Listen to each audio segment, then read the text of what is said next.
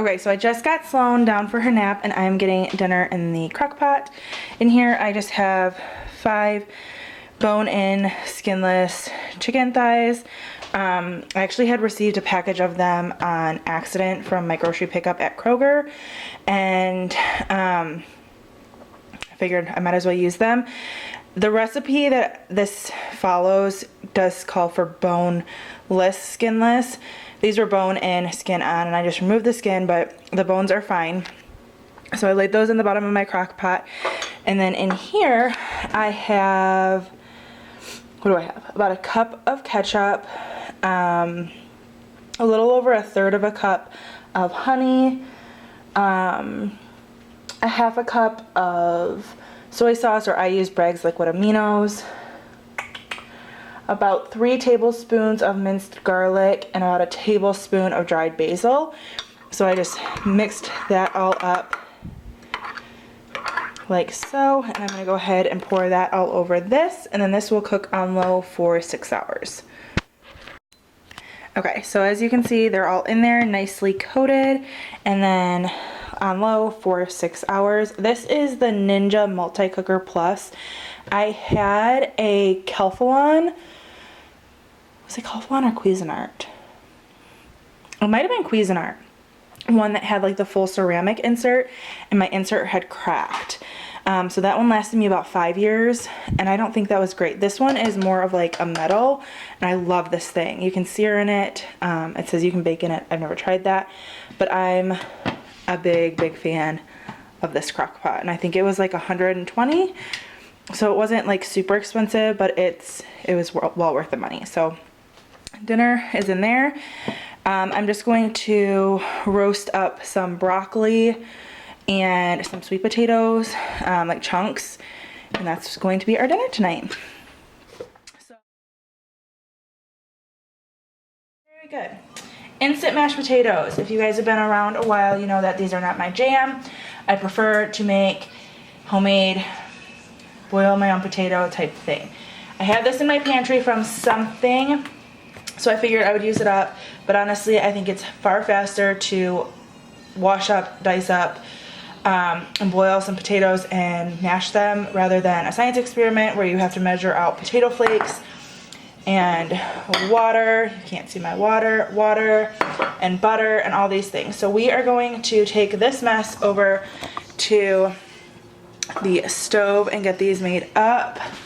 I'm just following the recipe on the back of the box, which is 1 1/3 cup of water, bringing that to a boil with, okay, so I have my water and my butter boiling in there, and then what you see in the bottom is this, which is, oh, sunlight, there we go, the garlic sea salt grinder. I figured instead of regular salt we would do this, and it would just maybe jazz them up a little bit. So this has to come to a boil apparently, and then we take it off the heat, we add our potato flakes and our milk. So I have to measure out the milk for that. I'm gonna go ahead and do that. Next thing I'm going to do while this is all going is I'm going to cook up my popcorn chicken. I just have the Banquet popcorn chicken here. I'm going to throw it in my air fryer. Let's see, how long are we gonna throw this in for?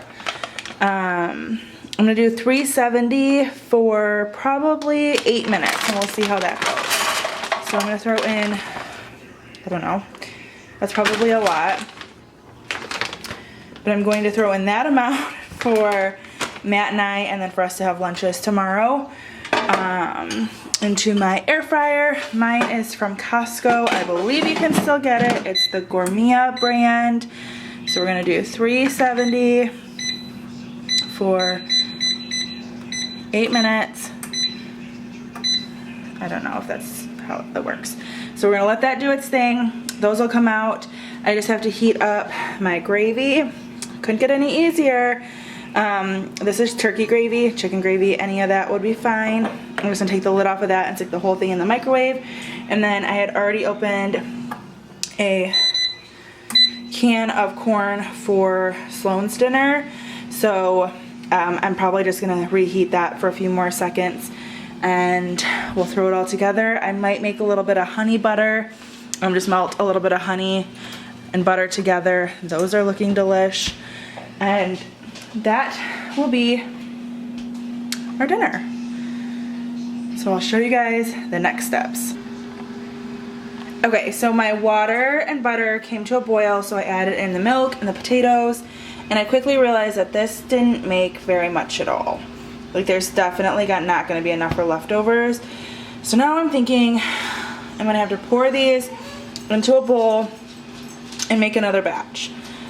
This is why I just make homemade mashed potatoes, but I figured I would give you guys a heads up that the serving for 4 people, well, if it's just you're having like a scoop, would probably be okay. But honestly, like, this is the base of our meal. So I'm going to make some more potatoes now.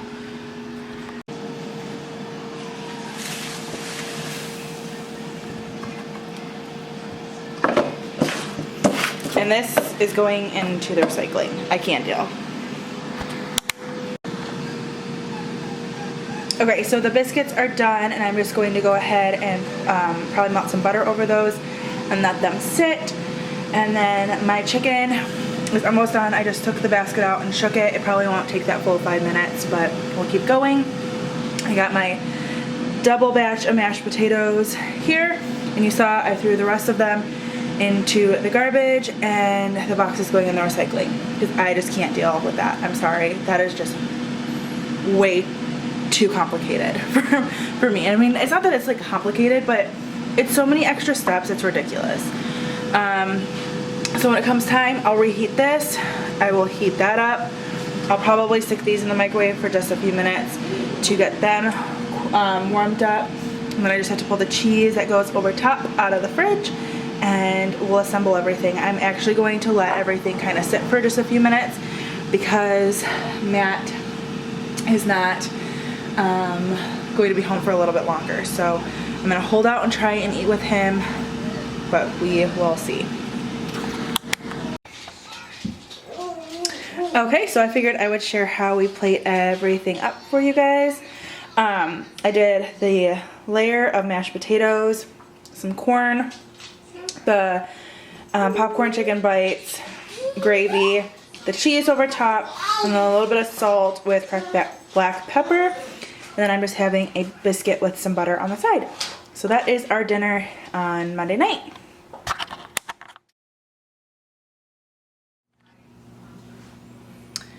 Okay, so it is Tuesday, and it is only about 3:45, but I figured while Sloan is down for her second nap of the day, that I would go ahead and get part of our dinner stuff going, so that when it was time to actually make dinner, I had a lot of things prepped. So first thing I'm going to do is I just have a baking sheet lined here with some parchment paper. I'm going to lay out my bacon. We are doing copycat Alice Springs chicken tonight. So, and then I'm going to go ahead and get a lot of my veggies and stuff cleaned and chopped up. My chicken is already in the refrigerator thawed and marinated. I just went ahead and marinated that in a little bit of olive oil and Mrs. Dash, the original, and the garlic and herb. I did that this morning, so that's been marinating all day. We'll go ahead and get that on the grill in a little bit here. But I'm gonna get my bacon in the oven and start chopping my veggies.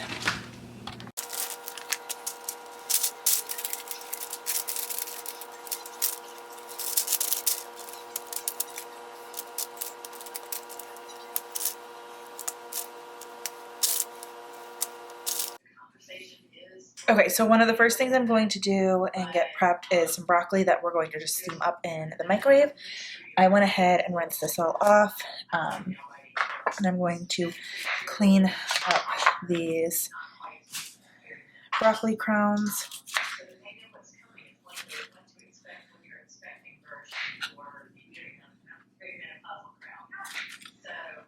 And I'm just going to put them here in this into this Corningware dish I have over to the side.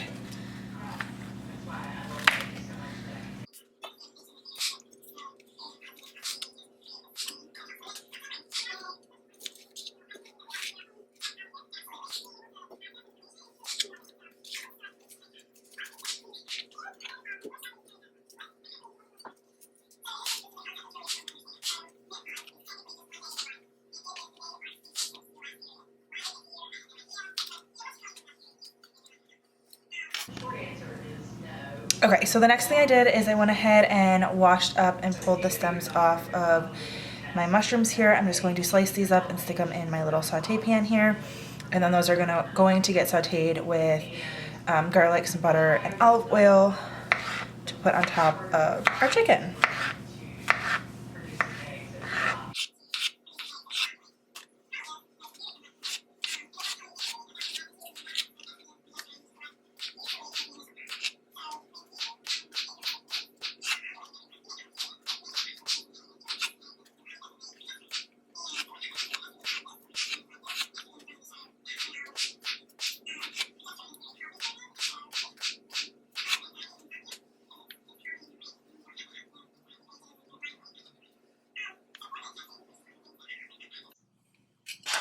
Okay, so those are all chopped up. I'm just going to stick this on the stove and it'll be ready to go.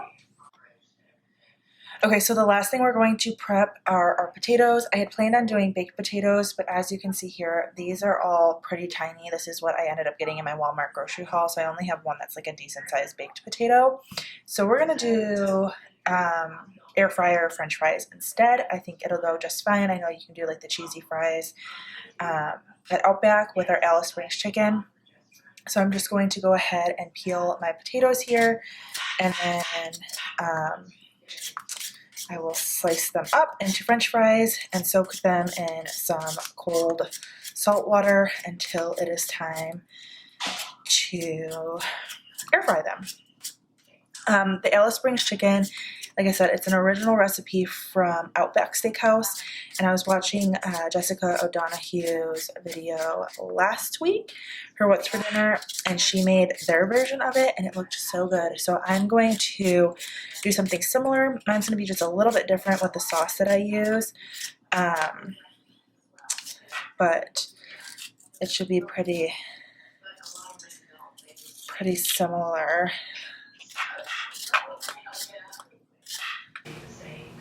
Okay, so I have all my potatoes peeled. Like I said, there's not much to them once you peel them and everything. So I'm going to just make these into French fries. We prefer to have kind of like thinner cut fries. So I'm first going to cut them into slices like so, and then we'll make French fries out of them.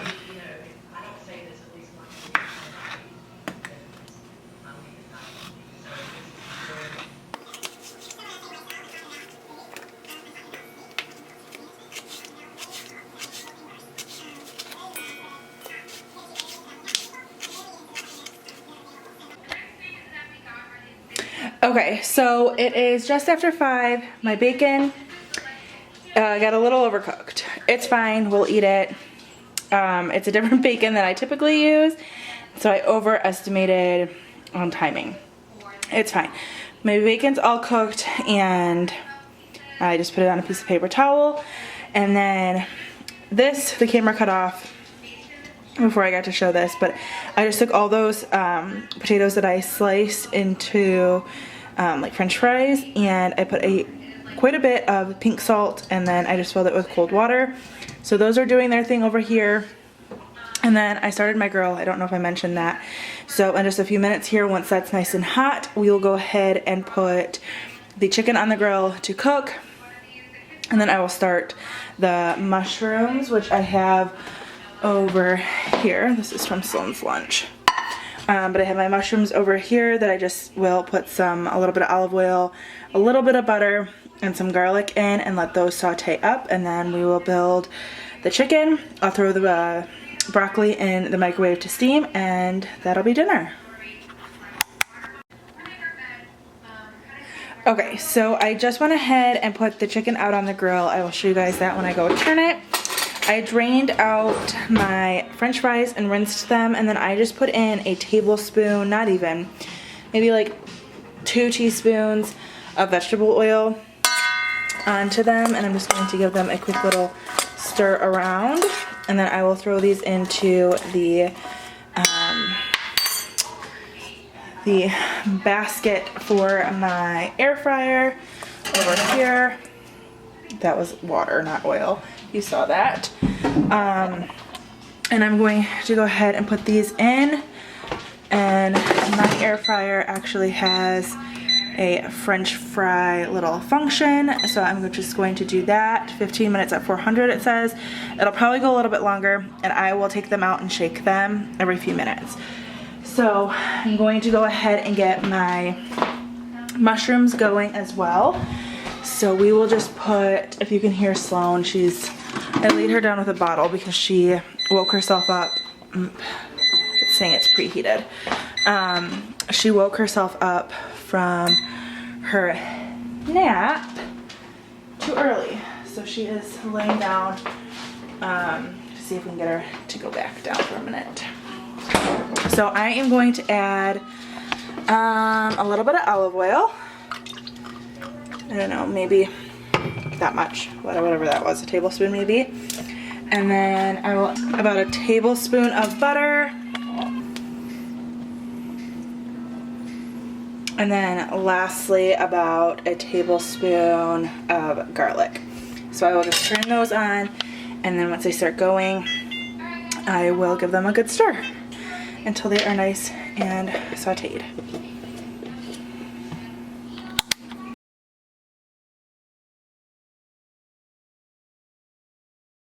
Okay, so here you can see my chicken is nice and cooked and grilled up. I am going in with the chicken dipping sauce from Walmart. It is very comparable to the Chick-fil-A sauce. It's kind of like a barbecue honey mustard mix. Really good. I think this was a great addition to that. I'm just going to take the back of my spoon and spread that all over the chicken.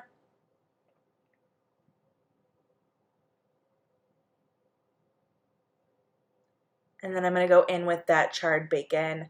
You really couldn't tell that it was overcooked once it was on here, but obviously I would not cook it to this extreme when I make this again. So I'm just piling everything on there. As you can see, I'm kind of struggling with keeping everything on top. Here goes the mushrooms. I think next time I would butterfly these chicken breasts. They were pretty thick, and I think the more surface area I had, it would hold the toppings on better. Once the cheese got on there and got melted in the oven, it did stay together fine. But just food for thought. If you do make this, I would maybe suggest butterflying your chicken breasts open, not all the way cut through, but so that you have a more surface area.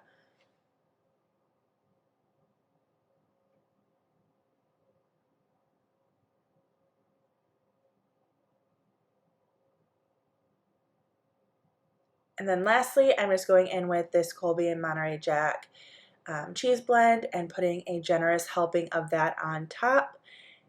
And then this will go into an oven. I believe I put them in a 350 or 375 oven for maybe like 4 or 5 minutes just to get everything really melted. You know your oven, keep an eye on it. You obviously don't want to burn your cheese. Alright, so I pulled the chicken out of the oven, and as you can see, the cheese is all nice and melty, and I have my air fryer French fries, and then I'll plate it up. We just have the broccoli, the fries, and the chicken. This was a standout meal for us, most definitely one we'll keep in rotation.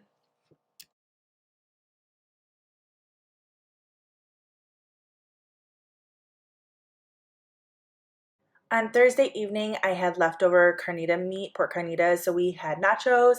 And here you can see after they came out of the oven, I'm just topping them with some red onion, some red bell pepper, a little bit of avocado chopped up,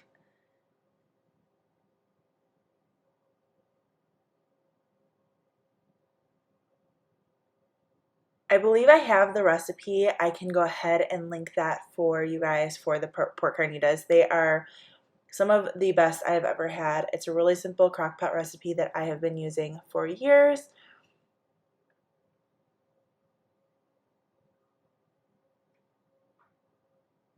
And here I'm just crumbling up some of this Mexican cheese. I believe it's called cotija or something like that. You can find it in the dairy aisle, and then topping it with a little bit of cilantro on top. This was absolutely delicious. I will 100% be making this again.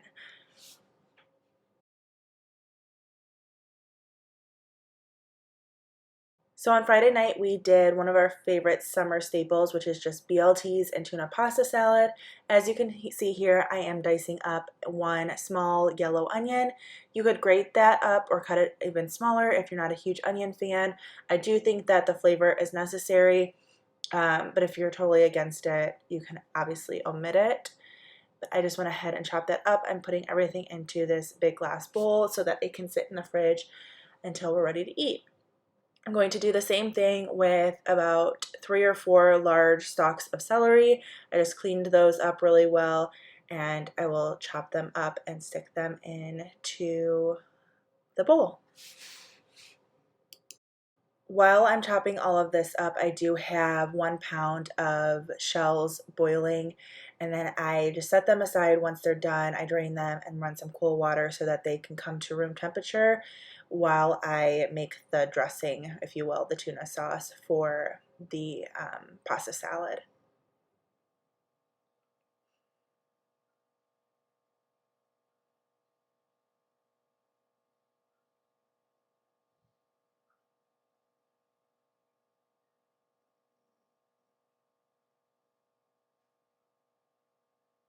Okay, so I went ahead and drained 2 regular size cans of tuna. Use whatever your preference is. I prefer the Starkish Chunk Light tuna with water. I just give them a good drain, and then I'm adding in quite a bit of mayo. This definitely has to go based on preference. I only use Hellmann's mayo. I do have an egg intolerance, and for some reason Hellmann's does not seem to affect me. So I put in a good amount. You can always go back and add more because the noodles will suck up a lot.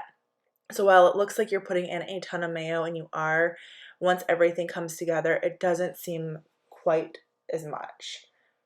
So I'm just giving that all a really good stir, and then I will go ahead and season that up with salt and pepper, as you'll see in just a second here, and we'll go ahead and toss in the pasta last.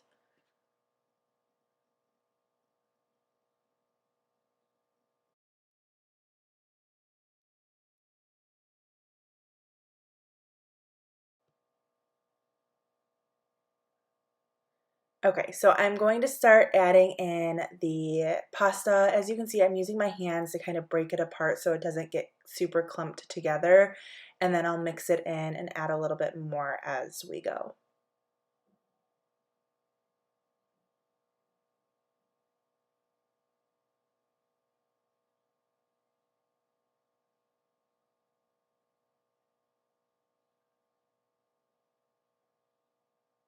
So you can see here that even with just about half of that pasta, it doesn't seem overly saucy. I mean, that's far too much for my taste, but once you get the rest of that pasta in, it all comes together really well. This is a great thing that you can make ahead of time. I prefer to make it a few hours ahead of time so it gets nice and cold in the fridge, but you can make it the night before and then add maybe 2 or 3 more tablespoons of mayo the day you're serving it. Give it another stir, and it's perfect. This is something that we like to have in our fridge and snack on throughout the week. It'll last a good probably 2 to 3 days in your fridge. It's also a good thing to take to a party. Obviously, with mayo, you have to be a little weary, especially during summer months. I wouldn't make this and let it sit outside or anything like that. But if it's an indoor get-together or something that there's like an ice table, this is perfect. It's a favorite in our house. So I didn't actually go ahead and show you guys how to make the BLTs. We do them pretty standard, but I figured I would let you guys know that that was what we had with this pasta salad, and that's one of our favorite meals, like I said, especially when we have fresh grown tomatoes from our garden or from the farmer's market. BLTs are just a staple in our house. So this was our Friday night dinner.